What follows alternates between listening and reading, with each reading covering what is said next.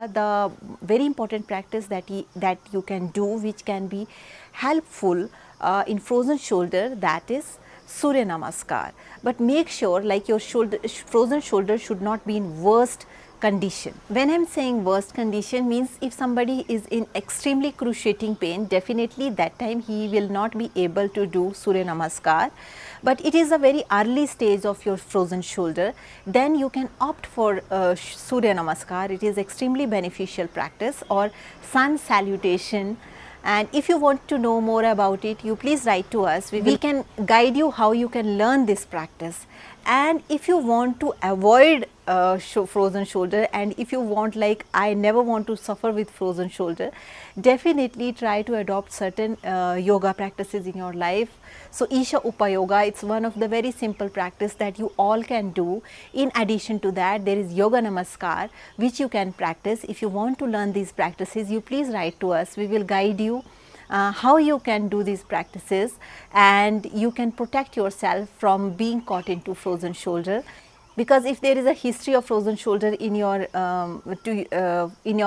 family, then it is always good to take precautions in advance, because if your shoulder joint, if your tendons, if your bones will remain healthy, then definitely you will not land into such conditions. But if you already have landed into frozen shoulder, you need not to worry, but there definitely then you cannot do all yoga practices, but you need to take certain precautions for certain practices.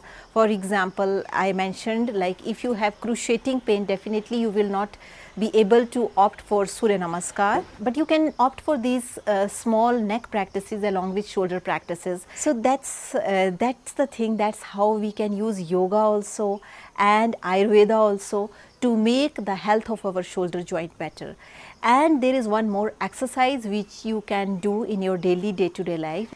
You just keep your arms like this, you stretch your arms like this and keep your hands like this, and try to make a round circle like this, 3 times clockwise like this, and 3 times anti-clockwise like this.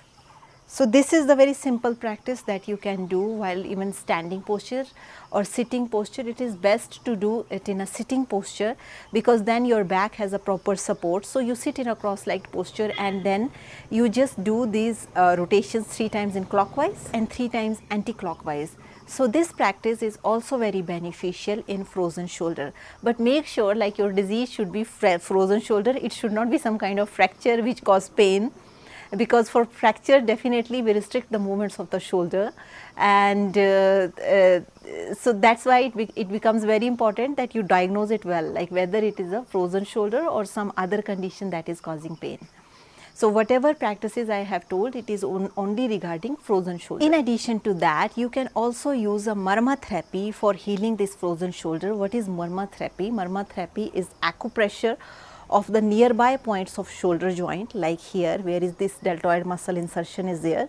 You know, there is a muscle over here, deltoid, it has insertion over here. So you can put a pressure on this point for 1, 2, 3, 4, 5, 1, 2, 3, 4, 5, release it, 1, 2, 3, 4, 5, release it. You just put a pressure for the count of 5 and then release it. Similarly, in nearby points also you can put a acupressure for the counting of 5, 1, 2, 3, 4, 5, 1, 2, 3, 4, 5, and that will also lead to better circulation of your blood.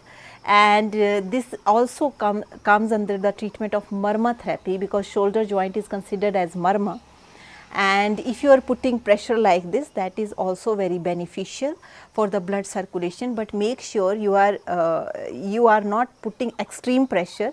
It should be gentle pressure. Just for the count of 5 and then just release it. So you can do it in 2-3 times a day. It will also help you to come over this frozen shoulder. It's been seen that many times Kapha body type people and Vata body type people are more prone to frozen shoulders, and it is something very serious disease. You can easily overcome it, but it is just like if we don't take precautions and if we don't take right measures in frozen shoulders, sometimes this disease lasts for years, sometimes 1 year, sometimes 2 years, and in some people this pain becomes extremely cruciating. So that's why it becomes very important that we take proper precautions at proper time, so that we don't land into difficult situations.